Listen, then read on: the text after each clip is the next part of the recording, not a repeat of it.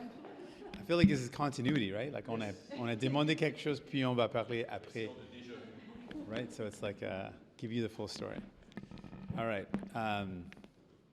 Again, I'll start with an opening, and then I look forward to your questions. So we had written for an emergency debate. The speaker accepted that request for an emergency debate tonight on the foreign interference, specifically related to the RCMP allegations of violence perpetrated by Indian government agents. So this is very serious, and I'm honored that we were able to get the speaker to accept that today as something that necessitated an emergency debate. Only a week ago, we learned of these really chilling details of a foreign government hiring gangs to commit a campaign of terror impacting Canadians.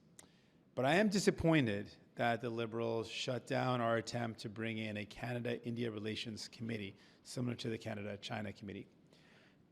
What I'm disappointed by is that this is an ongoing trend I've seen with the Liberals. They've put up barricade after barricade, block after block to pursue foreign interference. We had demanded a public inquiry, and you'll recall the government said no. Again and again, they put up barriers. They brought in a special rapporteur. We said that is not sufficient. That's not good enough. We had to fight that step at every step of the way to finally get a public inquiry. And now, when we're calling for a Canada-India Relations Committee to look at what's going on, to investigate what the threats are to Canadians, to really dig in and to do that important work, the Liberals again put up a blockade and said no.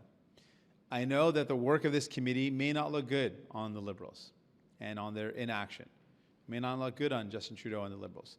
But as the Prime Minister himself said, there are parliamentarians that are directly alleged to be involved, specifically, as the Prime Minister said, Conservative parliamentarians that are connected to foreign interference coming from the Indian government. That is serious. We need to take it seriously, and we need to do the important work of examining what's going on, ultimately because we need to keep Canadians safe. This is something that I've said again and again. This is a time that calls for us to put Canada first, party second. And I've seen both from Pierre Poilievre refusing to get a security clearance, refusing to do what's necessary to protect our democracy, and from Justin Trudeau, who is very slow in taking steps. We've seen both parties put their parties ahead of the country. I believe a leader needs to put the country first. And so we'll continue to fight hard to make sure we are protecting Canadians, we are protecting our democracy, we are keeping people safe. So I look forward to the debate tonight where we talk about what those steps need to look like, and I'll continue to push for a committee that will constantly look at, will be ongoing, looking at the relationship between Canada and India with a view to keeping Canadians safe. I'll do that in French, and then I look forward to your questions. Je suis honoré qu'on a demandé un débat d'urgence aujourd'hui et le président a accepté notre demande. C'est important parce qu'il y a une semaine que la GRC a partagé des détails tellement inquiétants de ce qui s'est passé avec l'ingérence de l'Inde, particulièrement une campagne de violence perpétuée par les agents de l'Inde. Ça, c'est quelque chose de tellement inquiétant, c'est troublant et c'est important d'avoir un débat aujourd'hui. Mais je suis inquiété, je suis déçu que les libéraux ont dit non à notre demande pour un comité pour enquêter la relation entre l'Inde et le Canada, particulièrement parce que c'est un bilan où les libéraux ont dit non à plusieurs reprises, qu'on a demandé qu'on rende compte de ce qui se passe, qu'on en a dit qu'on a besoin d'une enquête publique et le gouvernement libéral a dit non. Et on a dû travailler fort et on a dû se battre pour réaliser cette enquête publique. Encore qu'on a demandé un comité pour enquêter la situation entre l'Inde et le Canada, les libéraux ont dit non. Donc, une autre barrière, donc un autre blocage pour faire le travail nécessaire. Je sais que peut-être le résultat de ce travail va présenter quelque chose de négatif ou quelque chose de dur pour les libéraux. Mais comme le Premier ministre a dit, il y a des allégations qui touchent les parlementaires, spécifiquement les conservateurs, sur cette question d'ingérence de l'Inde. Et on doit faire le travail nécessaire pour protéger notre pays. C'est encore un moment de mettre le pays en avant que le parti, mais les deux autres chefs de parti ont choisi de défendre le parti au lieu du pays. Pour moi, c'est clair, c'est pays première, parti seconde. Je suis prêt pour vos questions. Who said no to your unanimous consent? How are you so sure it's the Liberals that said no to this committee? I thought it would be the Conservatives, given the fact that their leader is unwilling to look at, to get a security clearance, given the fact there's allegations directly touching the Conservative Party from foreign interference, specifically from India and the Indian government, the fact that the Prime Minister pointed out that members of Parliament or parliamentarians from the Conservative Party are involved in or are compromised. I thought it would be the Conservatives, but we were paying close attention, and the no came from, it looked like Mr. Lamoureux from the Liberal side. And so it came from the Liberal side, and that's another example of the Liberals, I don't understand why, but putting up a barrier, stopping the important work of getting down to what's actually going on. How are Canadians being impacted, and what more can we do to protect Canadians? Do you think the Liberals are trying to hide something? I don't know why the Liberals would say no. I know the Conservatives seem like they're hiding something. They're unwilling to even know what's going on, and they're turning a blind eye. They're looking away from the heinous acts of a foreign government committing violence and criminal activity on Canadian soil. So that's clear from the Conservative behavior, but I don't understand why the Liberals would say no to this when it is an important step to have accountability, to keep Canadians safe, to dig into what's going on, how far is this, and how much more do we need to do to keep Canadians safe. Last week, you didn't want to answer the question about whether you've received any threats personally. And then later in that same week, a story came out that your brother-in-law had been warned about threats to his safety. I'll ask you again if you can answer whether or not you've faced threats. And then also, do you feel like the Liberal government is taking threats to the Sikh community seriously? Like I said, it's not about me, and so I'm going to focus on the threats that Canadians are faced with. I think it's really important to point out it is something that's truly a threat to all Canadians. When people are being extorted, when guns and gangs are involved and bullets are flying, everyone is impacted. When a foreign government's hiring and instructing criminal gangs in Canada to go out and engage in violence, that is a threat to all Canadians. So I really want to highlight that. And with respect to the Liberals, I found that they've been slow to act. They've been hesitant. They've said no. We've had to fight them for accountability. We had to fight them to bring in the public inquiry. They said no again and again, and I kept on getting them saying, no, we need a public inquiry. We need to make this independent. This is very serious. We've got to protect Canadians and our democracy and our system. And the Liberals said no again and again. So we had to fight hard to get us here. So my critique of them was, again, that delay, the fact that they said no, the fact that we had to push them and fight them.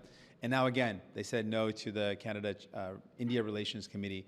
Another example of them saying no when they should be saying yes to protecting Canadians. Can I get your reaction? Two BC men pleaded guilty to second-degree murder of the 2022 shooting death of Rapudaman Singh Malik, one of the two men acquitted in the Air India bombing. Could I just get your reaction to that? Well, anytime someone is held accountable for a crime of murder, it's an example of the justice system working. I'm sure for the family that gives some relief to know that the people that were responsible for an act of murder were caught. I think it's important for our legal system to make sure that we are able to catch and arrest and then convict murderers. So that's an important step. La semaine dernière, le premier ministre a dit qu'il y avait des gens dans les autres partis. On comprend qu'il sous-entendait le Parti néo-démocrate qui aurait été mêlé à de l'ingérence étrangère. Est-ce le cas? Puis est-ce que vous avez agi comme chef auprès de certaines personnes, etc.? Ou est-ce qu'il se référait à quelque chose dans le passé? Comment vous avez interprété ces propos? Parce que moi, ce que j'ai compris, en tout cas, c'est qu'il semblait dire que c'était le cas dans le NPD notamment. Est-ce que vous avez dû agir, vous prendre des décisions en fonction de ce que vous avez vu dans les documents confidentiels? Donc, dans les documents, il y a deux éléments différents qu'on doit prendre un et puis l'autre.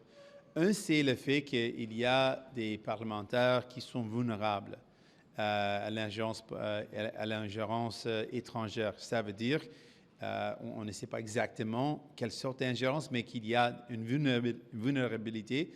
Et ça, c'est quelque chose qui touche tous les partis. C'est vrai.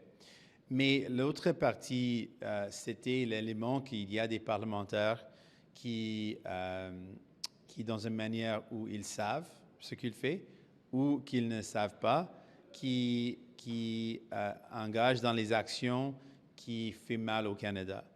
Ça, c'est quelque chose où j'ai dit que j'ai lu les documents et il n'y a pas des actions pour moi, comme chef de parti néo-démocrate, il n'y a pas aucune action que je dois prendre pour réagir.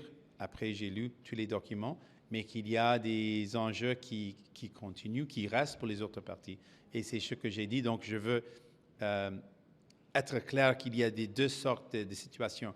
La vulnérabilité, ça touche tous les partis. Le fait que les autres, des ingérences étrangères peuvent impacter les autres partis, ça c'est quelque chose qui existe.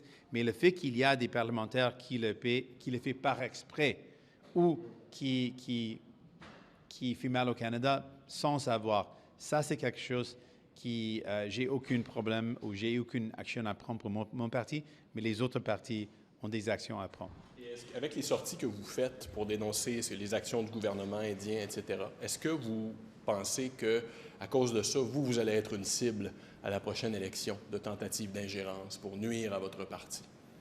Je pense que encore, il y a plusieurs personnes. On peut prendre l'exemple des Canadiens qui se militent pour soulever des violations de droits de la personne dans leur pays. Et on sait qu'il y a toujours des exemples des Canadiens qui disent qu'à cause du fait que je suis un avocat pour les problèmes qui existent dans mon pays d'origine, que je suis ciblé. J'ai parlé avec plusieurs personnes qui partagent leur histoire, des gens qui viennent d'Iran ou les gens qui viennent de l'Inde, qui me disent qu'ils sont ciblés à cause du fait qu'ils ont critiqué le gouvernement d'Iran ou de la Chine aussi, c'est la même chose. Les gens... Vous allez être ciblé à la prochaine élection à cause de ce que vous avez dit, ce que vous faites en ce moment, le débat? Je pense que c'est encore, ce n'est pas à propos de moi. Disons, parce que c'est pas juste vous, je comprends très bien, mais vous et vos députés, pensez-vous que vous pourriez être ciblé ou désavantagé? Mais encore, ce n'est pas à propos des politiciens. Je suis plus inquiété par le fait que monsieur, madame, tout le monde, les gens ordinaires dans leur vie, seulement pour le fait qu'ils veulent soulever ce qui s'est passé dans leur pays, qu'ils sont ciblés.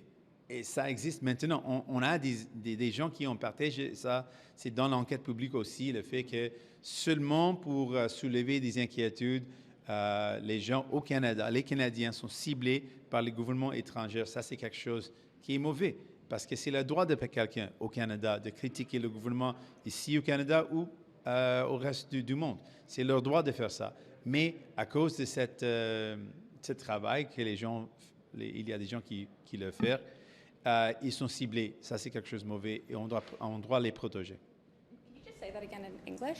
Yes. I might be a little bit clearer on this one because it's a bit murky, the situation. Well, instead about making it about me or making it about politicians, we already know that there are Canadians who, just because they've raised criticisms about what goes on in their country of origin, folks who have come here from Iran, folks who've come here from China, from India, are being targeted because of their advocacy, because of what they've raised. They are being targeted. They are targets for showing up at a protest to say what's going on where my family still lives is bad, or the fact that they're violating human rights, it's bad. Those folks that are now Canadians are being targeted here in Canada. Their families are being targeted. We've heard about that. That is wrong, and that is something that should give us worry, and that's what I'm focused on. I'm not focused on the impact to my party or to me. I'm talking about what the impact is on Canadians right now that tell us their stories of having threats and harassment because they've simply raised concerns about human rights violations going on in their countries. Madame, Démocratique, si un parti essayait de vous nuire, c'est quand même sérieux, là.